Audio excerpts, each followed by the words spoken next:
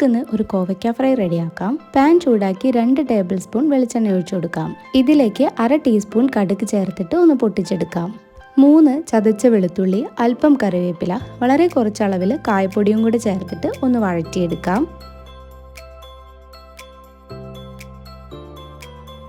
ഇതിലേക്ക് 200 ഗ്രാം അളവിൽ കോവയ്ക്ക ചേർത്ത് കൊടുക്കാം.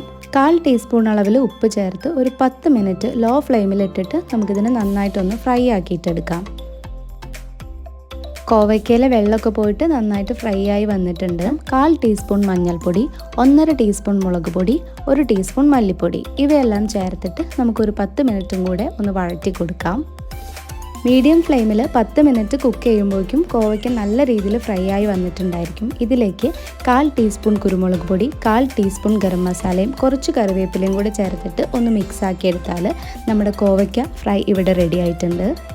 ഈ സമയത്ത് ഉപ്പ് നോക്കുക, ഉപ്പില്ലാന്നുണ്ടെങ്കിൽ നമുക്ക് കുറച്ച് ആഡ് ചെയ്യാം. ഇനി നമുക്ക് ഫ്ലെയിം ഓഫ് ചെയ്യാം. നിങ്ങൾക്ക് കുറച്ചുകൂടെ ഫ്രൈ ആവണമെന്നുണ്ടെങ്കിൽ കുറച്ച് നേരം കൂടെ ഇതുപോലെ വെച്ചിട്ട് ഒന്ന് ഫ്രൈ ചെയ്തെടുക്കാവുന്നതാണ് കേട്ടോ. പെട്ടെന്ന് തന്നെ ഉണ്ടാക്കാൻ പറ്റുന്ന ഒരു റെസിപ്പിയാണ്. എല്ലാവരും ഒന്ന് ട്രൈ ചെയ്ത് നോക്കുക, നല്ല ടേസ്റ്റാണ്. അപ്പോൾ വീഡിയോ ഇഷ്ടപ്പെട്ടാൽ ചാനൽ സബ്സ്ക്രൈബ് ചെയ്യാനും സപ്പോർട്ട് ചെയ്യാനും മറക്കല്ലേ.